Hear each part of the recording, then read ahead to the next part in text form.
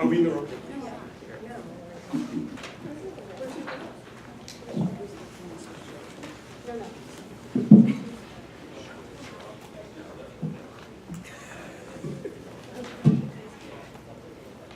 Hello, everyone. Thank you all for coming tonight. I'm Katie Glenn Bass, and I work in Penn American Center's Free Expression programs. I'd like to thank Karen Greenberg and the Center for National Security at Fordham Law School for co-sponsoring this event on an important and timely subject. It's a challenging time to be a national security reporter in the United States. President Obama came into office promising to make his administration the most transparent in American history. Instead, his administration has engaged in aggressive prosecutions of leakers of classified information. They have launched 8 prosecutions under the Espionage Act, a law that was originally designed to target spying for foreign governments. In comparison, there have been 3 such prosecutions under all previous presidential administrations combined. Many of those leak investigations have ensnared journalists. The Justice Department has subpoenaed journalists' emails and phone records, and of course they notoriously pursued New York Times reporter James Reitman for 7 years, trying to compel him to identify a confidential source, finally dropping their efforts only after sustained public pressure to do so. Journalists also have to contend with sweeping electronic surveillance programs, as well as new efforts by the government to curb the disclosure of information to the press.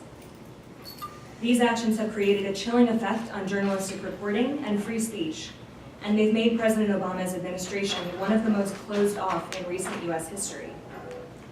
These attacks on the press are also diminishing the United States' international standing as an example of press freedom and free expression. In annual press freedom evaluations by both Freedom House and Reporters Without Borders, the United States exhibited a significant decline in 2014 in its level of press freedom. We dropped 13 places in Reporters Without Borders rankings. Penn has worked for years to defend press freedom in the United States and abroad.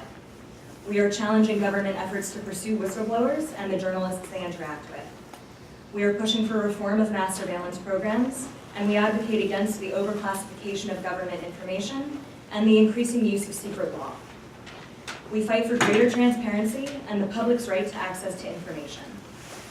We look forward to tonight's conversation, and we hope it will identify further areas for our work.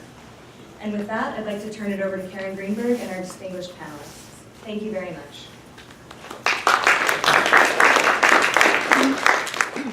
So thank you so much for being here tonight. We have a wonderful panel, and I think it will be I'm going to learn a lot during this discussion, so I think you are too, so I'm not going to have any remarks except for introducing the panel, and then we'll have a discussion among all of them. And so I want to start with introducing Cora Currier at the end, who's working with the Intercept, which, as you know, is the publication that started sort of, I think of it in the wake of the Snowden revelations, and considers itself adversarial journalism, and we're going to talk a little bit about that as the evening goes on. Cora covers national security, foreign affairs, human rights, and all the things that have sort of conflicted the United States and the conflict between the national security state and the journalistic establishment over the past 12 years. She worked for ProPublica before that and has written for The New Yorker. To her left is Grace Wyler. Grace works for Vice. She's an editor there and a politics editor there. She worked at Business Insider before that, and she's written for a number of major national news magazines, including Time, New York Magazine, and the New Republic.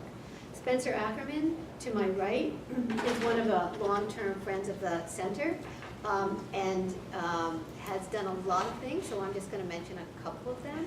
He is the national security editor of The Guardian, as I'm sure you know. He was part of the team that won the 2014 Pulitzer Prize for, I don't want to say breaking the Snowden story, for receiving the Snowden story and dealing with the revelations, but whatever, you know, whatever. And look, he would talk about that. You and I are going to talk about that a little bit. Before that, he worked for Wired. And Spencer covers a whole range of topics in national security, from the politics and the politicians who are running for office and their national security platforms, to the institutions that support national security, and more beyond that, but that's my way of describing it. To my left is Janet Reitman, who is in the news this week and last week for a story that she did, a wonderful story she did in Rolling Stone that I advise you to pick up on, which, by the way, I just want you to know how many journalists called and said, darn it, I was going to do that story. Oh, no, really? Oh, my God. So yeah, on the individuals that are becoming foreign fighters for ISIS or that want to be and who have been arrested and indicted for and who they are and what motivates them. And she did some really good reporting into people who didn't want to talk to her and trying to find her way into a community that I think very few of us knew about before. And so it's actually, I recommend that to you as something hot off the press. And then finally, but last but not least, I'm supposed to say Adam Goldman, who, as you probably know, and you've seen him before for his recent book and the topic that he won a Pulitzer Prize for, which was the NYPD and its program of spying on Muslims called Enemies Within, something I suggest you read. Lately, he's turned his eyes towards, I don't know, Spencer, you have a different topic every week. This week it's the Tsarnaev trial. Then it was Yemen a couple weeks ago. It was the FBI. So we're going to talk about your sources a little bit so that we understand where. Not too much. Not too much, but we're going to talk a little bit about that. But anyway, I wanted to start with Spencer because, you know, you've had this hot story. I think when people think about national security reporting and the challenges of it, the first thing they think about is this story. And so I'm curious if you can share with the audience here and your co-panelists, you know, what it means to get a story of this magnitude and this sensitivity and to have to make the kinds of calls, and you can describe what those calls were, in terms of what to cover, how to write about it, what to release, what not to release, and just how to deal with a spotlight on you when it comes to issues as dangerous as national security. Sure, thank you. I've been told to speak directly to the microphone, so. Good. Maybe I should start off by telling a story about how The Guardian lied to me about the Snowden leaks. So this was fun. We did our first Snowden-based story, the one disclosing the domestic phone records bulk collection, on June 5th, 2013, which was my officially third day at The Guardian. And I agreed to come on board in May. It took me a little while to do that. Thanks very much to my former editor and friend at Wyler, Noah Shackman, who probably stopped me from being in Hong Kong with Ed Snowden, so that was awesome. And when I signed on with The Guardian, they told me that I needed to spend a week up in New York. I was working in Washington at the time, so I could go through a week-long orientation. And I just thought the British are very bureaucratic, so that's why after doing this for something like 10 years, I needed to just sign a lot of forms or something like that. And that Monday, I came to the office, first time in that newsroom, brimming with ideas. I had like a 6-paragraph memo about what I wanted to cover for my next 4 or 5 months. Didn't see my editors for something like 3 or 4 hours until finally they said, let's go out and get something to eat for lunch. But this is great, this is my opportunity. We sit down, drinks get on the table. I thought, okay, this is also how the British like to do things. And my editor at the time, enormous, fantastic, at this point I think it's fair to say legendary journalist named Gene Gibson, turns to me and says, okay, so there was no orientation.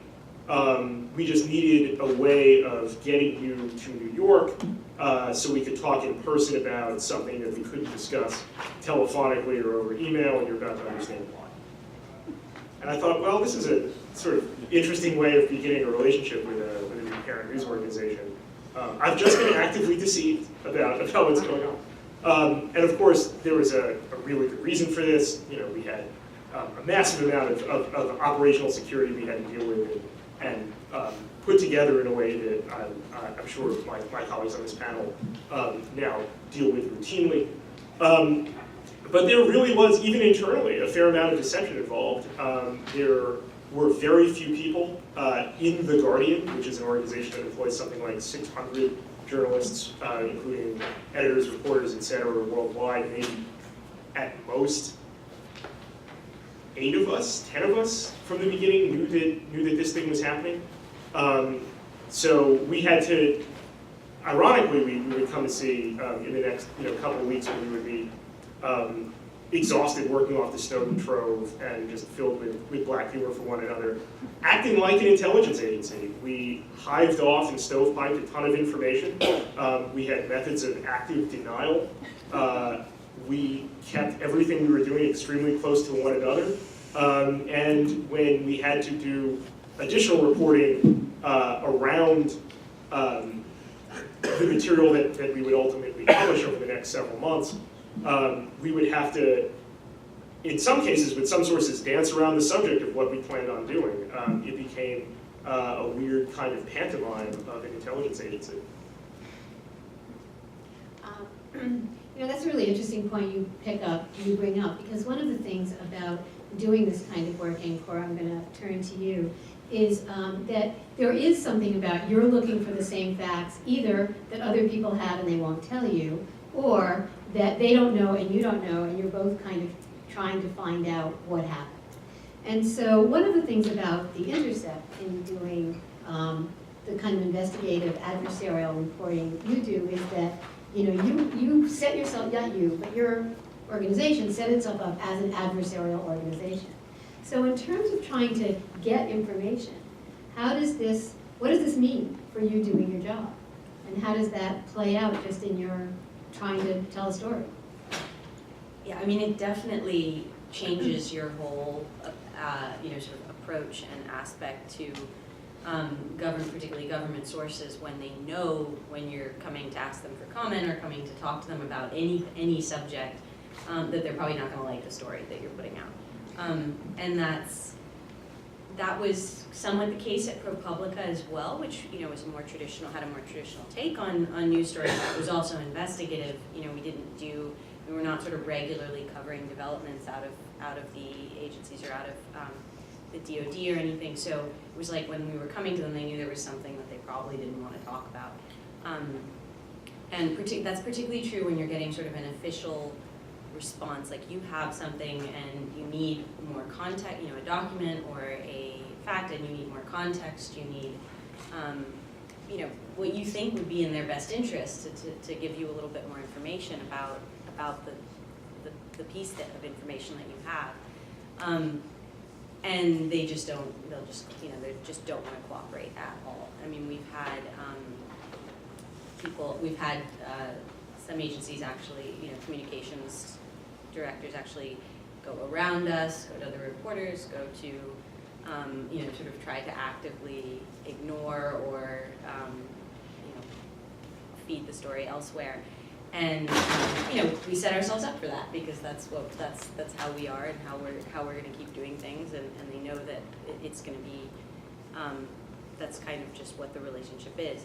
I mean, you're still looking for sources within government who are who might agree with you, who might want a story to come out. Those still exist, and we just did a story on the TSA, which was about the this program called SPOT, this Behavior Detection Program, Detection Program, and our sources on that were people who thought that it was a waste of money. They were had worked in it, worked in the system. They thought it was a waste of money and based on bad science, and they wanted that story to come out. So it's not like there's nobody in government that ever wants to talk about things, but you definitely have to approach people carefully, and when you're going through the official channels, getting sort of official comment, it's really difficult, and they really don't want to cooperate. So my follow-up question to you is, does that put you in the role of being, the go-to for whistleblowers? Because by definition, if the officials don't really want to talk to you and bypass you the way you're saying, or exclude you in some cases, but that the people will talk to you will be those who have a story to tell that's a whistleblower type of story, like a recent story that you did. Is that, and I guess that is part of adversarial, but is there any thought given to how to get to overcome that? Or is it more comfortable to just stay in the whistleblower lane? I mean, there's it's a passive way to be, so you can't, we've done it, we've tried to put ourselves out there as, we have this secure drop platform, which we're, very clearly described to sources how they can use it to leak things to us anonymously. We're trying to be very proactive in protecting sources and making it clear to sources that we have the ability to protect their identity, to the best that we can to protect their identities and honor our agreements with them in that sense. So yeah, in that sense, like we can, sort of keep our flag out there as a go-to spot for whistleblowers, and we hope that we keep attracting them. But you can't rely on that. I mean, you can't just do that. So obviously we're still out, still doing the normal work of reporters talking to people and calling up people and, doing the kinds of stories that don't involve a huge cache of documents or some big, huge scoop, but, are just reporting on the issues that all of us on this panel write about. In the good old days, when you said reporting on national security reporting, it wasn't just talking about what's gone awry or revealing secrets. It was also talking about politicians and what they thought, and political platforms, and this is something that you cover, Grace. And so I'd like you to just give some thought. Like you're sort of in the more traditional, the less, the things you've been working on are a little more traditional. And not in terms of the way you do it, but in terms of the way of what you're doing, interviewing candidates, et cetera, et cetera. Can you just talk a little bit about how you see yourself and your work in terms of this larger, extremely passionate national security conversation, and how you think about it when you're covering candidates like Rand Paul or whoever? Yeah, I think that it's given us a lot more questions to be apt to ask these candidates, and also that there are so many other places. Like it used to be that you could just get those, that your stories came from the sources in government, and now that's not true, or from politicians, and that's not true anymore. It's also not true at all in some cases. There are stories where they're, like Cora said, you're just coming to them for comment after the fact. And I think that it's put us in a position, it's put reporters who are on the campaign trail in a position to demand that politicians be more specific. You have more information, they're not your source anymore, or in a lot of cases, they're usually not my source. And that also, I'm not in Washington, so that helps. But so you can demand more specific answers, you can demand more specific policy pronouncements, the kind of platitudes that we, the political reporters still report and still talk about in the context of the kind of greater picture, national security, journalism have become kind of irrelevant, and we can dig a little bit deeper, especially with politicians. So give us an example. So with a politician like Rand Paul, I just wrote about his foreign policy speech today, and I think that there are stories out there that are just cover what Rand Paul said or what he where he stands, but then there's also much bigger questions that people will be asking him for the next 18 months, and I think that we now have a lot more information about. We now have better questions to ask, if that makes sense, about about the Guardian story, about about various government programs that we now have more information about than we did before. So in a way, these politicians, when they comment on national security, are often pushed to talk about journalism, right? So Yeah. I mean, it's one of the things that's happening, because if you have to comment on Snowden, or you have to comment on the NSA, you're often commenting on how it's covered, which is why politicians often start by saying, if it weren't for the media, we wouldn't be in this, right? Right. So kind of this solipsistic circle. But anyway, Janet, I want to turn to you, and we're going to sort of focus on the children of really, we're going to look at terrorism for a little while with you, and maybe with Spencer as well, with Adam as well. And I want to talk a little bit about how you got interested in this story, because for those of us who are talking about national security things all the time, I might have predicted you would have written the story because of what you've done in the past with Chernayev, but I might not have. It's not necessarily the big. And so I'm just curious how somebody who has a broad vision and different kinds of stories to pick, how you decided to do this one. Just what was it? Was it one of the kids in particular? No, it's Talking to me. sorry about that. It's really because I have a fundamental mistrust of what the U.S. government says about terrorism, And when they arrest teenagers, that's my job at Rolling Stone, and we're skeptical, similar to Cora at the Intercept.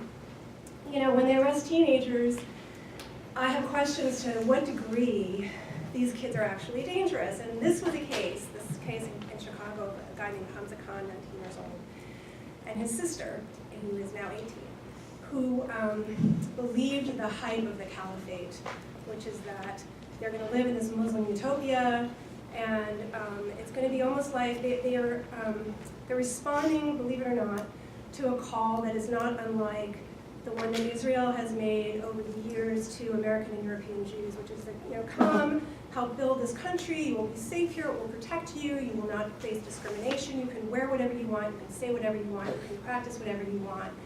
And for as much as we in the West may think that sounds like kind of bullshit, for them, it makes sense. I'm fascinated by this. I'm fascinated by that pitch, actually. And the Hamza and the name of the sister has not been released, but the Hamza Khan case was, it crystallized this particular appeal, which is not about waging violent jihad. It's not about being terrorists. It has nothing to do with terrorism. It has something to do with a message that is resonating with Muslim kids all over the world. And I wanted to know why, so that's why I chose these particular kids within this particular larger story. And I guess the only other thing I would say on this is that, you know, my view is that since 9/11, we have perceived anything pertaining to Muslims and the threat against the United States and their politics, anything political, as it's all filtered through a 9/11 prism, which is not appropriate in many cases. I don't think it's appropriate in the ISIS case. In ISIS, I think ISIS, believe it or not, is whether we like it or not, they consider themselves a state. They have a functioning of some sort system, and it would behoove the United States to take that a little bit more seriously and stop trying to make them into, you know, kind of cave dwellers, because that's not who they are. And so the whole perception of young kids as being kind of wannabe Al-Qaeda, wannabe bombers, you know, I don't see that. Now the Tsarnaev case is different. You know, this is different. These are kids who were bombers. But I just don't think that you can sort of say one size fits all with everybody. And this group is different than Al-Qaeda. And so those are the kinds of things I wanted to explain. Can I jump in for a second to underscore something Janet said? I'd like to read from an email sent out today advertising a speech that's going to happen tomorrow night by the Pentagon's top lawyer. Mr. Preston's remarks will explain the domestic and international legal bases for U.S. military operations against ISIL in Iraq and Syria, noting that ISIL is the same enemy of the United States previously known as Al-Qaeda in Iraq. I mean, everyone on this panel can say that Kip just knows very well, and lots of people in the audience here know very well that these are two very different organizations, whatever their origins, however intertwined, at a certain point they in fact were. And probably the most significant thing in global terrorism at the moment is, even calling it a split underplays it, the outright rivalry for existential stakes between Al-Qaeda and ISIL. It's just absolutely nothing but a self-serving, convenient legal pretext that the administration is pretending that these two things are the same thing. And I would add to that the sorry, why am I not getting this? Is it not on? Sorry, I'm supposed to be. The point is that, you know, from that is true in the international, the larger global picture. From the domestic side of this, you know, it's my view, based on my reporting and based on, you know, what I believe, that you know, we have a very big counterterrorism industrial complex. You know, we have a machine in this country, in America, you know, that justifies it. It needs to justify itself. It needs to provide itself with budgets. It needs to build its own domestic machine. And you know, I'm not a conspiracy theorist, so I'm speaking honestly. Like, when you look at the methodology that the government has used to, you know, either to some degree or another entrap young people, or just spy on them and arrest them without any form of intervention, when it's quite clear that a good form of intervention, you know, any kind of intervention might have prevented them from making a really stupid error. You know, but it's an arrest, which then becomes a prosecution, which then justifies that budget, and I think that that's a hugely important issue that we can't really stop covering, and so, you know, I'm particularly interested in this, so that was, So guess whose turn it is? So that Adam, leaves this is Red to perfect, this is like perfect for you, but you have to tell me Adam. Because, so now we have a situation where this has really become journalists, you know, distrusting government officials when it comes to counterterrorism kind of across the board. That's kind of what we're hearing. On the other hand, you interact with and others do here as well, but we're picking on you right now. You interact with a lot of officials in a way that is respectful of what they do. And not, and I don't know if you would exactly say, you know, throw out the baby with the bathwater here, but there are distinctions to be made with certain kinds of government officials, certain kinds of government programs, or I guess I'm asking you that. And as a reporter, if you see it that way, how do you make that calculation in terms of what you decide to write about? And if you don't see it that way, then I'll ask you another. Well, just for the record, we've heard a lot about adversarial journalism, Yes. and I work for the Washington Post. I'm the only reporter on this panel who's gotten their phone records subpoenaed in the United States government. Okay? So that shows you the adversarial nature of my reporting in Washington, D.C. Okay? That the government went to the lengths to have a grand jury subpoena and take my phone records to figure out who I was talking to. Okay? So I am adversarial in nature, and I'm also very skeptical of the people I cover. Okay? If I wasn't skeptical of the people I cover, I wouldn't have a job. This happening right here is wrong. Okay? So, but you know, I'm here. I'm inside the Beltway, and I talk to a lot of people. But I talk to a lot of people in D.C. who do counterterrorism because I want to understand their thinking, and I want to understand where they're coming from, and I want to understand the nature of their case, and I want them to believe that I'm fair, and they can have that conversation with me. Because when people believe that you're fair, they're willing to open up and they're willing to tell you certain things. And we learn a lot about cases when in the way the government operates, when that's a perception of people. But yet the government can still feel like if Adam Goldman calls me, it's probably not a great thing, even though I'm within the Beltway. That's how I feel. I mean, I've had a number of stories. I wrote a huge story a while ago about how the CIA used a car bomb to kill a Hezbollah operative in Damascus, right? This is before Syria fell apart. Governments can't run that story. The sky will fall. Hezbollah's going to retaliate. We ran the story. There have been any number of stories. Though I feel like it's my job to get to know these people and to understand the way that these organizations work, right? And I can tell you right now, there's a lot of emphasis, and Jan and I were talking about this before we came here. You can disagree with the government, how the government does these cases, but the entrapment defense has never worked. It's never worked in a court of law.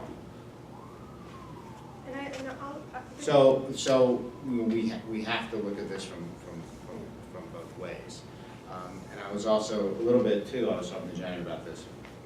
You have to understand the government's looking at people who might be identifying people they perceive as a threat, people making violent statements, right? Which isn't against the law. It's First Amendment protected activity. I can love Osama bin Laden. Right? But if you talk about wanting to do something on the behalf of Osama bin Laden, you have to ask yourself as a member of the public, should the government ignore that statement? Should the government ignore that statement?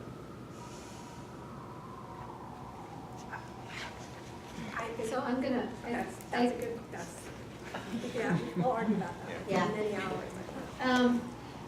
Cora, I'm curious about how you think about that. Because I think Adam has a point, which is it matters what the government thinks. And there are some thoughtful people, and there are some dangerous people out there.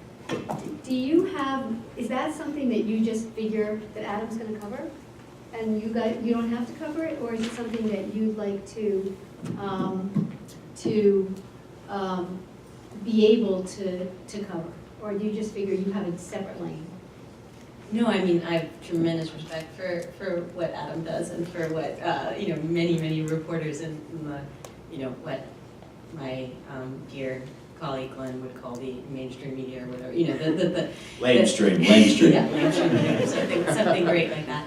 And you know, we at the Intercept we have a pretty broad variety of voices. I don't tend to, you know, I don't write a lot of long polemics about the you know, inherent evilness of the national security state.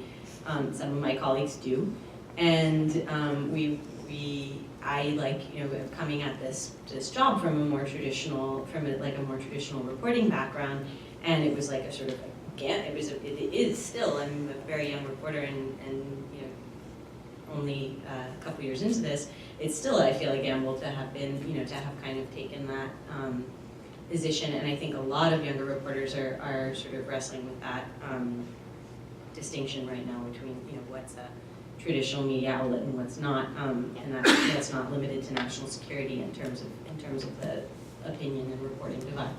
But no, I don't think that it's, you know, all government officials are inherently evil, and you know, that we ought to not listen to anything that they have to say, and that there aren't situations where you know, information where, you know, government should be doing something or should not, or should go after a particular piece of information. And we hold, you know, we don't publish everything that's in the Snowden, you know, we're not dumping the Snowden archive on the internet. We're not not redacting certain information and stories that we do about classified information. And we do go to the government and give them time to respond and on sensitive stories. And you know, I think that, yeah, it's certainly more difficult to have a kind of regular rapport with officials when your publication has sort of stated their, you know, dislike of them. But it's still worth pursuing. It'll be different. It'll always be different than the kind of work that the Times or the Post does. But I think I hope it's possible. Okay, so one question, and then I'm going to let you guys take over with your questions, because I know you'll have some good ones. And that is that, you know, you don't have to break out national security reporters from other kind of reporters, from other kind of journalists. You could just, but they do. There's national security reporting, which seems to have a lot of its own skills, and then there's reporting as a whole. And the question is, if I said to you, if we had a bunch of students here, which we have some, and I said to you, you know, what do you want to tell them that's different about national security reporting? What would you tell them? Yeah, all of you. I'm going to ask each one of you. Well, I'll start. Yes. I think you have to be incredibly more careful. And I think the pitfalls of, there are so many landmines in reporting national security information. You know, the Snowden stuff is really extraordinary, right? We got to see it. That's not the way it works. Usually we go, we're like little squirrels, right? We go around, we collect acorns, we fill up a bag, and when we got a full bag, we publish a story. But it can take months and months and months to fill up that bag full of acorns, and you rely on people's memory, right?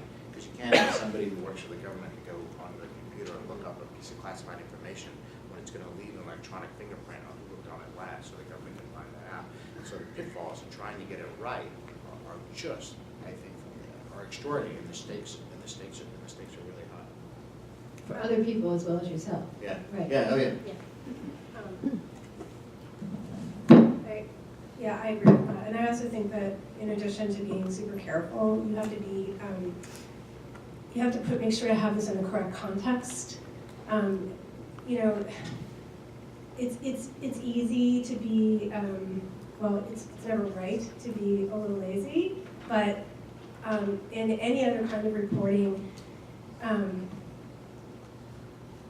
a little bit of improvisation sometimes. I mean, I'm a magazine writer, so I'm a little bit different than everybody, because the stories I write are, you know, 12,000 words long, which is 10 pages of a magazine or so. And so, you know, I'm writing articles that that build on, in some ways, the work of someone like Adam, and fill out portraits of these people who, you know, maybe he has actually discovered. And in order to do that, without being able to necessarily interview them or without being able to interview any of the principals, you know, you have to kind of project a bit and try to imagine, well, you know, what were they thinking? How does this connect to that? And when it comes to this kind of a story, it takes me, like this past story did take me 6 months, because every single line needed to be contextualized, fact-checked, and lawyered by myself before it went through our magazine's lawyers. I personally went over it with 2 different lawyers to make sure that everything was contextualized correctly, that I wasn't getting anybody in trouble, that I wasn't breaking a confidentiality or protective order, which is a big problem in this kind of reporting, that you deal a lot of times with material that, if it's not classified material, if it pertains to an active legal case, it is now, because of post 9/11 rules, it is now, everything is now largely sealed behind various protective orders. And an attorney may want to really help you. Like, I had an attorney say to me, there is nothing I would rather do than tell you what I absolutely cannot tell you. But, you know, good luck. And, you know, so they cannot, by law, help you, even if they are dying to. And so therefore the process takes longer, and it's just, it's really a matter of just being super careful and also contextualizing everything. Great comments. I endorse everything that Jen and Adam said. A couple of things. One, you have to absolutely know that you can trust and have a rapport with your editors. Everything you do in this field, in this subsection of journalism, requires judgment calls. Stuff that you should publish, stuff that you shouldn't publish, stuff where, in many ways, you're feeling around in the dark and you have to be sure that, A, you've sufficiently grounded what you intend to say, that you can back up what you can say, and then in cases where you have more questions than answers, even after you're working on something for months and months and months, that your editors are on board with the soundness of what you intend to assert. I was lucky enough, unlike a lot of younger journalists, I've had a really good mentor when I started out. I came into this field sort of backwardly when I was 22, working at a magazine that focused more on politics. And this really excellent reporter is now a national journal named John Judas. Said to me after we had worked on a story together that took us something like 6 or 7 weeks to do, and ended up introducing the world to a former ambassador who would come, who eventually would know was Joseph Wilson, who investigated yellow cake uranium in Africa. I said to him, like, this is really stressful. I just turned 23 and I had no idea what I was doing, really. And he said to me, well, look, if you're going to stay in this and do this kind of work, you need to be comfortable with a low level of anxiety for every day of your life. And oh God, it would be really nice to, work on a field where I could have a restful night's sleep, and that rarely happens, particularly right before you're about to publish something. And the last thing I'll say before I'll turn this over, Karen, you said something that kind of got under my skin, so I'm gonna get back to you for it.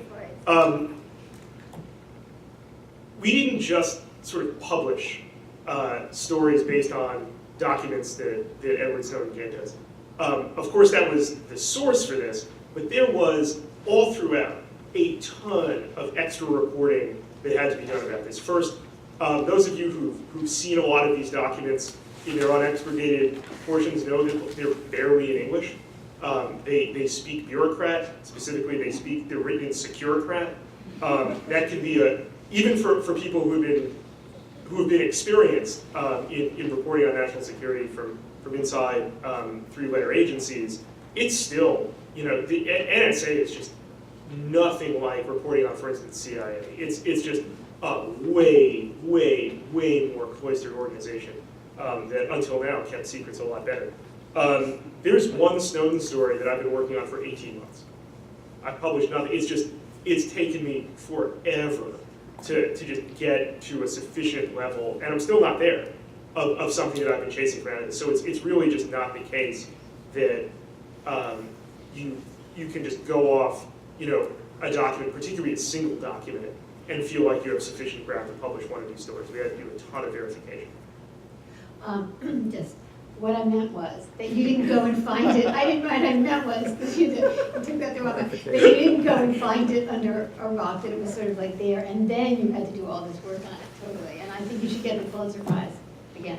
Okay. That's what I meant. So if you We're gonna think read that I it. meant it, Okay. yeah, totally. No, I just meant that I had used the wrong verb. It's just a, you know, you accuse people of like government handouts, it's just a whistleblower handout. Exactly. Okay, great, Susan. I would say to someone interested in going into journalism that this is definitely not the area if you want to be a writer. Like that there's so much reporting involved, and now I don't know, Janet, she writes a lot. She writes a lot, so and like she said long words, but or long I essays with many asked words. for long words. Yeah, and long words. Yeah. Polly's the love.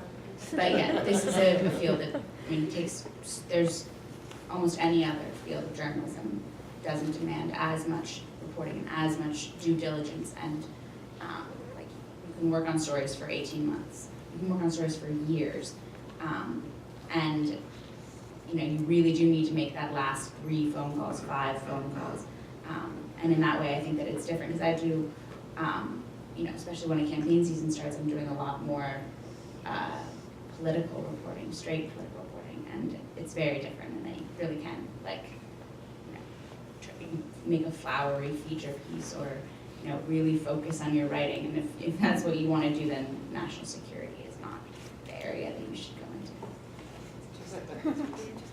Cora? Yeah, I mean, in addition to what Adam was saying about just being so, really having to worry about your sources, your sources as well as your own tracks, the security aspects of it, thinking just that whole aspect of kind of like there's you could always have retaliation for, whenever someone speaks to a reporter, they're putting themselves out there. They don't know how it's gonna, how they're gonna come off. They might be naive. They might not realize what they're saying. But in the national security sphere, it's a whole different level of sort of resources that could come back to get them. And so dealing with that side, the security side of it. I also think on the writing and storytelling side, the pool of people, you do end up in this world of like highly technical language, highly legalistic language, acronyms. We talk about transparency, but a lot of times even just the arguments around transparency are convoluted and legalese. And translating those into narratives, into human stories, a human story in the national security realm can be few and far between. Obviously, Janet's done wonderful ones, and Spencer's recent story on Chicago had the a character in it, but I feel like characters at the center of national security stories are rare. But can I just say something? Because like my journalistic heroes are all national security writers, like Jay Mayer or Lawrence Wright, who wrote Looming Tower, which to me was like the very best national security book on Al Qaeda and the FBI, and it told both sides of the story of 9/11. These are Lawrence Wright is a fabulous writer, and and he's a national security, clearly. I don't know if he would call himself that, but his work is that way, and there's a lot of New Yorker writers who are really, really good. So I think it's really, if you have an interest in this, and and you like to write, and the goal is always finding a good character. But I think that's probably true in all journalism. It's really finding a character. Adam, I just want to repeat something you said to me getting ready for this, or I'll let you say it, and it's sort of been said, but you said it, it's one thing to have to know all the alphabets and all these different laws and everything like that, but one thing you did talk about was getting to know institutions. Yeah. Which I think, obviously you wrote a book on the NYPD and you do a lot of work on the FBI and a number of other agencies, but do you want to just talk a little bit about that and what you meant? Yeah, it's incredibly, look, if you want to cover the FBI, for instance, you want to have a knowledgeable conversation about the FBI and the way they conduct their investigations, you have to be familiar with the dialogue, right? the Domestic Investigations Operations Guide that was published in 2008, and how this organization, which was created to take away your civil liberties, right, is going to conduct a terrorism investigation. And you have to be able to have a knowledgeable, you have to have insight into that to know how they conduct it, for instance, a CERN-IOP investigation. And you really have to get inside these organizations and understand how they operate and the rules in which they operate by.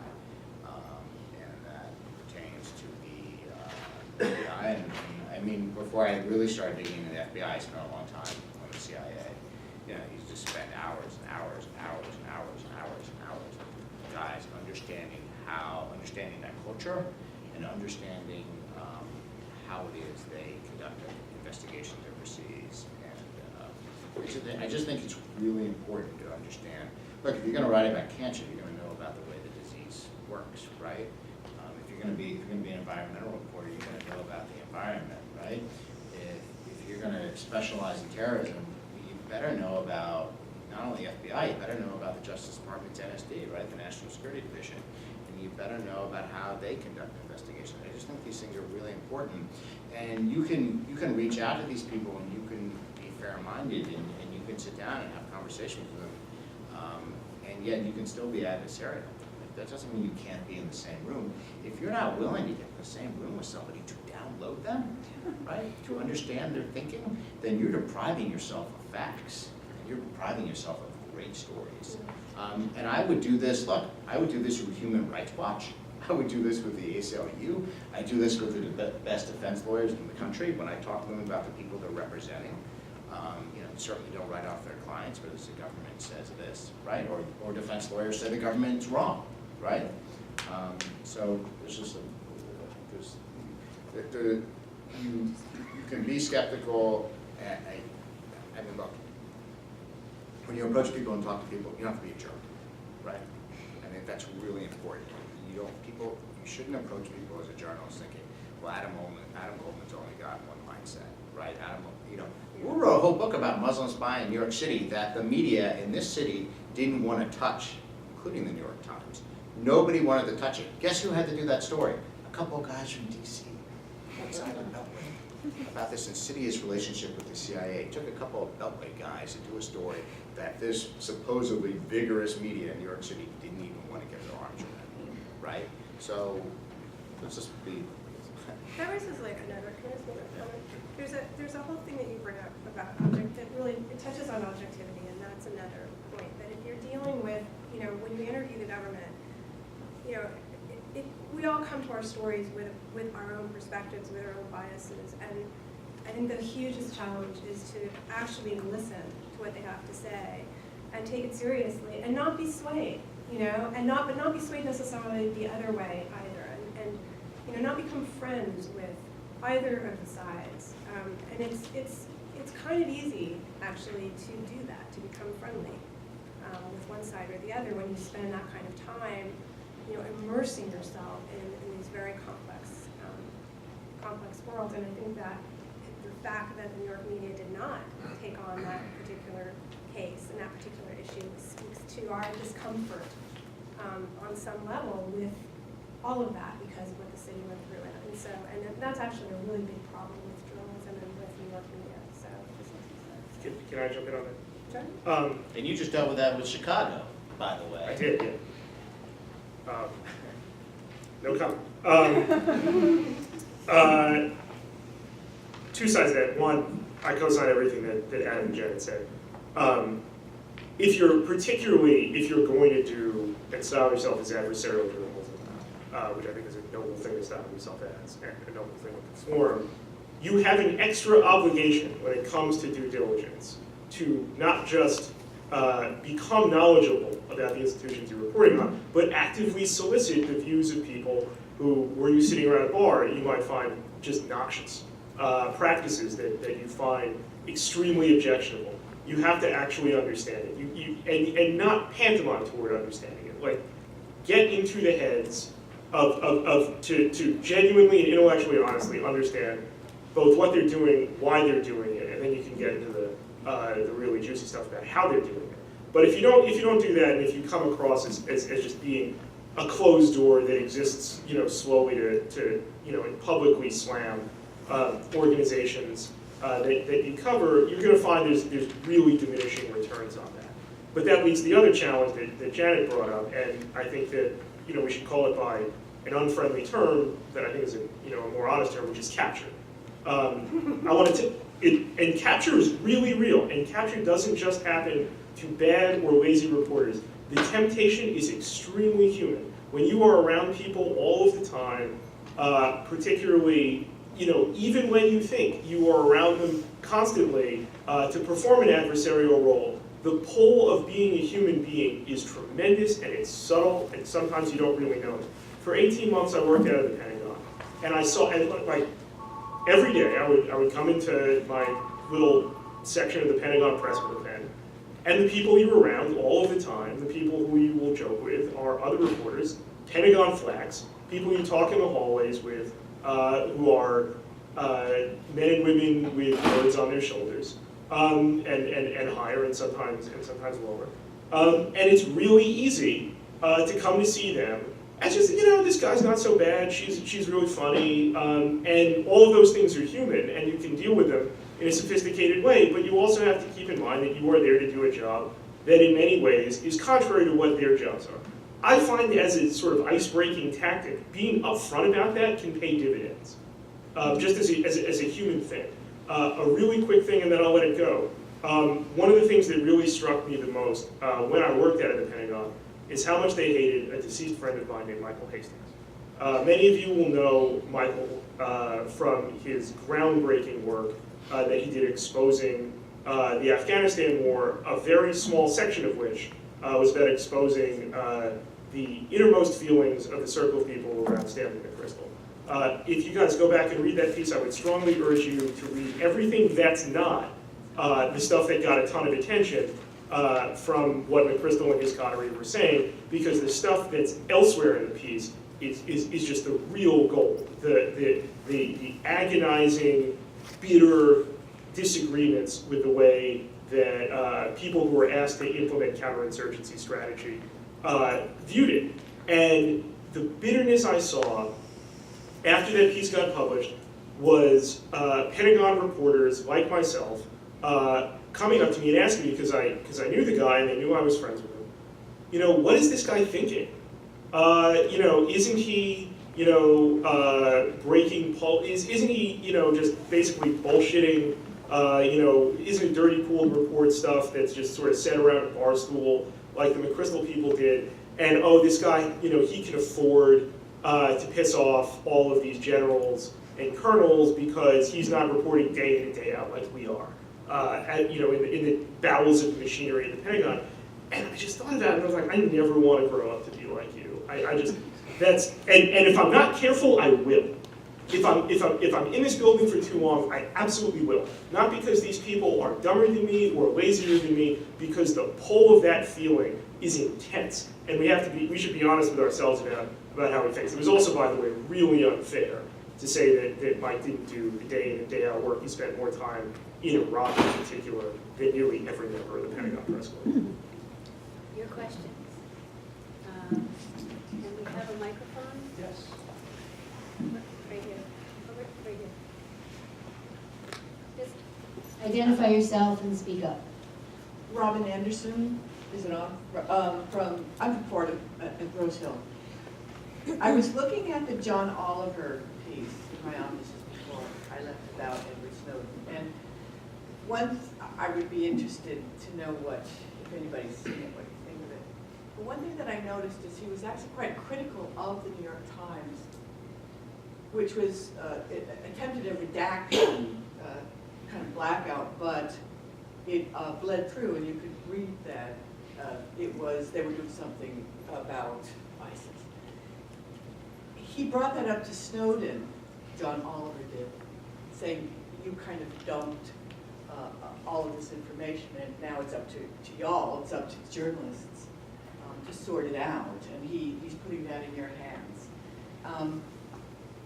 And my main question is, looking at media coverage of war historically, so much of what is classified it's not really about national security or really the threat to military operations if the enemy finds out the information. It's a lot of times information that will play badly in the press and therefore be bad for morale of the civilian population that needs to keep going along with the war. Now I know that some of this is what you were just talking about these generals and these people believing so mightily in the cause that they think if people are turned off by the war, that it's bad for the war effort. So that's a kind of a complicated thing to sort out. But my question is, in this information that Snowden has given you the journalistic judgment to release to the American public, what part do you think is really about national security or enemy information? What part is that if this came out, it would just make America look really bad? And do we really, can we as journalists and the public be worried about making America look really bad? Let's just step back pre-Snowden. Remember WikiLeaks with the State Department cables? Well, it's actually a better illustration than Snowden. What they were classifying as secret, top secret. You had people in embassies around the world taking newspaper stories that were published, providing excerpts of them in cables and marking them classified. This has been information that's been published by newspapers and marking them classified. Or dinners that an ambassador might have with the media, or nothing sensitive, and information about what they ate was classified. I'm not an expert on some of the Snowden stuff. I've moved around a little bit, and there are some things in there that can never be published. I generally believe it might spark a war on a certain continent. I mean, there's some really explosive stuff in there that doesn't further our national interests, and I don't think necessarily furthers the argument that we were trying to make while writing these Snowden stories, which essentially was about privacy, right? Which is about privacy. That was the theme, and it hurts us as journalists, and it hurts what we're trying to accomplish when we start moving down other paths and simply publishing information because we have it. I'm not gonna call anybody out by name, but I think some of this stuff. I think there were some Snowden documents. I even asked myself, why am I reading this? Like, I get the 702, I get the 215, I understand the privacy concerns about that, but there was other information that people published that seemed like, well, they had it, so it seems like a good story, so we'll publish it. But I mean, Spencer's the expert on this. Yeah, there's a massive amount of stuff in the Snowden trove, and I think if you look at all of the journalism, not just by us, not just by the Intercept, not just by the Washington Post, but all of the stuff that particularly Glenn has worked with other news organizations worldwide to publish on, that's a fraction of what's there. And that's what Snowden wants. Like, this was an explicit deal whereby the whole trove doesn't get published, that journalists go through it and decide collectively with one another through robust internal debate, through their expertise, what ought to be published and what not. Then it is a judgment call, and it ought to be a judgment call. There are things in that trove that I would never publish, and haven't. Other people who've worked on it, mileages vary. One thing I want to say, maybe, I don't know if I don't know how deliberate you meant this, Adam, but I don't view that my job when deciding what parts of that trove to work off of is what's in the United States' interest, what is in the U.S. national interest. No, I didn't. Yeah, okay. But broadly as either the country's interest or what interest does it actually further dumping this information? Okay, then we agree. Yeah. Okay. Whether it's the interest of privacy, yeah. right? More importantly. Okay, cool. Yeah. I do want to take one other aspect of your question and kind of turn it on itself.